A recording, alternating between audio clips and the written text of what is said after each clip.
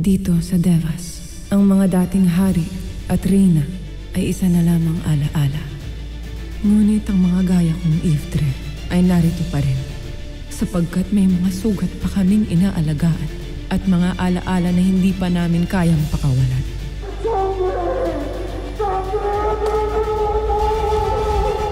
Nandito na ako! Ito ba yung hinahanap mo? Nakuha sangre! Tapos ka ngayon, sangre!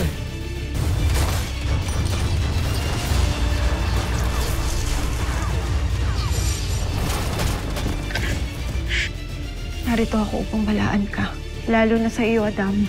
Dahil kay parurusahan niya sa salang panggugulo rito sa pingitan. Urime! Urime! Magsisimula na ang Aberrant Ultador!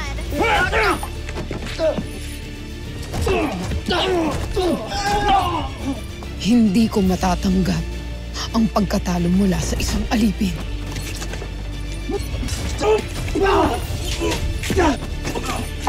Si Adamus ay nagtagumpay sa labanang ito. Ivo Live! Sangre Adamus! Tundente! Vi Keramitena! Tundente! Geatres if agtura ansu if ashelan no eganto e devas.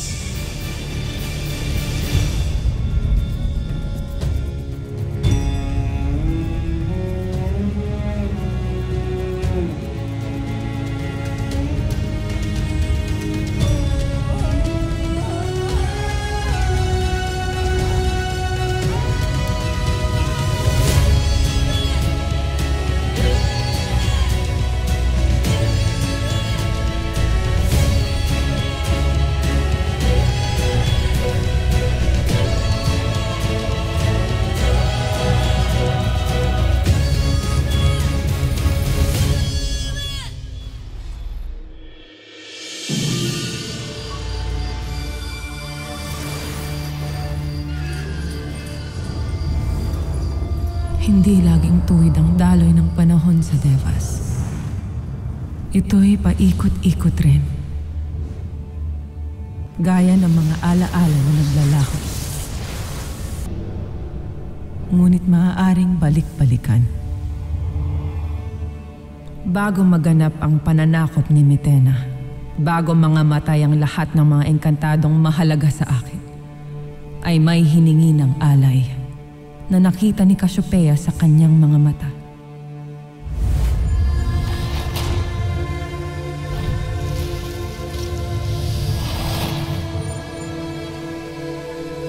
Humihingi ang bugna ng kapalit upang maisilang ang bagong tagapagligtas.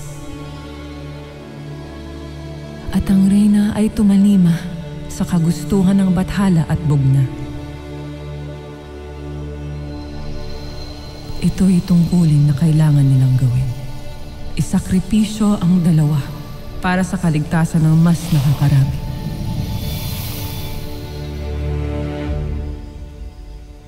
Ada, sasama na lamang po ko sa inyo mamaya. Tutulungan ko po kayo kumuha ng ginto sa bundok. Anak, maiwan ka na lamang dito. Samahan mo na lamang muna ang iyong ama. Hindi naman ako magtatagal doon. At babalik din ako agad. Sige po, Ada. Ada, pagbalik mo ay maaari po bang mamasyal na lamang po tayo? Nais ko po kasing bumalik sa mall ng mga tao. Tunay na aliw po talaga ako sa kanilang mga mall. At sa kanilang mga sinihan.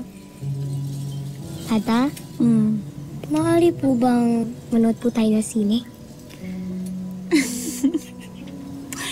Oo na. Sige na, anak. Pagbalik ko'y pupunta tayo dun sa mall. At manonood tayo ng sine, ha? Para makabawi naman ako sa'yo. Karadiyo, Ada.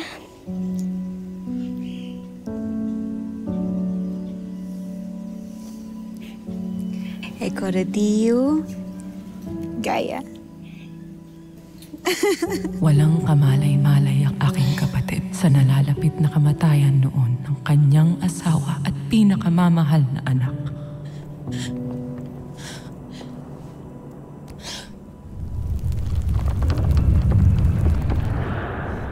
Mahal na Emre, May nais akong idulog sa inyo.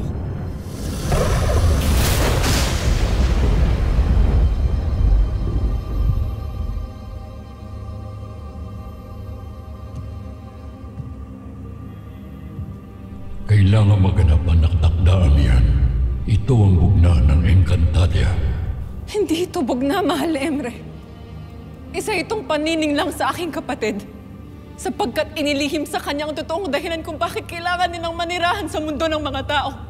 At isa rin itong pagtataksil kay Akil na matagal nang naglingkod sa Encantadia. Ito ba ang gantimpala ng kanyang katapatan? Mahal na Emre, nagmamakaawa ko sa inyo. Sa inyo na sinasamba ng lahat ng tapat na Encantado. Gamitin niyo ang kapangyarihan niyo upang ikutin muli ang panahon. Ibalik niyo si Gaia at Akil sa Encantadia. Reyna ng Lirayo, kung hindi mamamatay si Akil, hindi makikilala ni Danaya ang mortal na si Teo.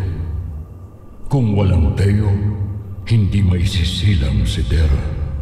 Kung walang Terra, mawawasak at mawawala na rin ang Encantadia. Ngunit bakit si Gaia, mahal na Emre?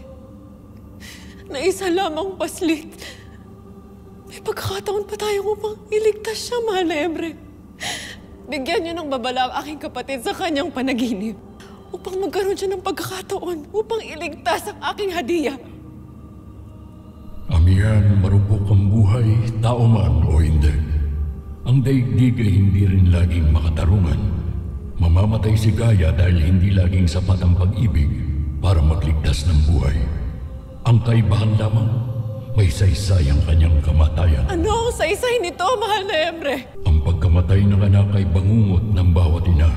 Ngunit mula sa bangungot na iyon, matututo si Danaya ng habag. Matagal nang mahabagin ang aking kapatid. Anong habag bang kailangan niyang matutunan? Paumanhin, mahal na Emre. Ngunit hindi na kailangan ni Danaya ang aral na ito. Ito'y aral din para sa lahat ng mga nabubuhay at gaya mong hindi. Lalo't nakatakda na ang pananakop ni Mitena. Kung ganun, si Mitena na lamang ang wasakin niyo. Dagundungin mo ng apoy at kidlat ang kanyang iftre. Kung kaya niyong isakripisyo ang aking mga kadugo para sa balansing sinasabi niyo, bakit hindi na lang si Mitena? Ang inyong mga ninuno ang humubog sa kanyang galit, Amihan. Itinanim ni Memel ang mga tinik na sumugat sa puso ni Mitena. Ngayon, hinihiling mong sunugin ko ang hardin na diniligan ng sarili ninyong dugo.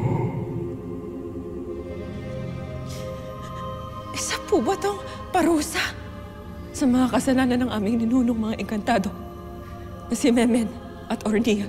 Hindi parusa kundi ang bunga. Ito ang unang aral sa kabanalan, Amihan. Kahit ang nag-iisa at pinakamakapangyarihang Diyos at maging ang mga bathala dito sa lupa ay hindi rin kayang bawiin ang magiging bunga sa bawat pasya ng mga nilalang. Kahangang-hangang karunungan. Hindi niyo pala kayang pigilan ang kalupitan ng inyong mga nilalang. Hindi kalupitan kundi kalayaan. Wala kaming laban sa kalayaang pinagkaloob sa lahat. Maging si Mitena ay may aral na kinakailangang matutunan. Yan ang ikalawang turo sa kabanalan. Ang pagpapahalaga sa napakabigat na karapatan ng lahat ng mga nilalang sa kanilang kasarinlan. Ano pa ang magaganap sa sandaling magtagumpay si Mitena? Hindi lamang sina Akil at Gaia ang mag-aalay ng buhay. Kaya't ihanda mo ang iyong puso, Amihan. Hindi pa tapos ang mga panaghoy at pagdurusa. Naganap nga ang itinakda